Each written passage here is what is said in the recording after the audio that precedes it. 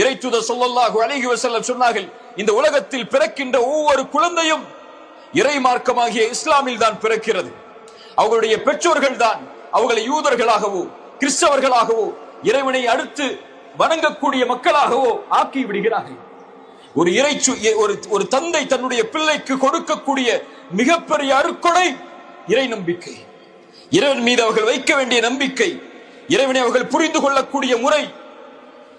அல்லாஹ் குர்ஆனிலே இப்ராஹிம் அலைஹிஸ்ஸலாம், யாக்கூப் அலைஹிஸ்ஸலாம், இஸ்ஹாக் அலைஹிஸ்ஸலாம் அவர்கள் தங்களுடைய பிள்ளைகளை அழைத்து மரண நேரத்தில் கேட்ட செய்தியை பதிவு செய்கிறார். என்னுடைய பிள்ளைகளே, உங்களுக்கு இறைவன் இந்த மார்க்கமாகிய இஸ்லாமை தேர்ந்தெடுத்திருக்கிறான். ஃபலா தமூதுன்ன இல்லா வஅன்தும் முஸ்லிமூன். நீங்கள் முஸ்லிம்களாக அன்றி மரணித்து விடாதீர்கள். இறை தூதர்கள் தங்களுடைய பிள்ளைகளுக்கு பயந்த செய்தி அது. யாக்கூப் தன்னுடைய மகனை அழைத்து கேட்டார் மரண நேரத்தில், மகனே, நான் இறந்ததற்கு பிறகு நீங்கள் யாரை வணங்குவீர்கள்?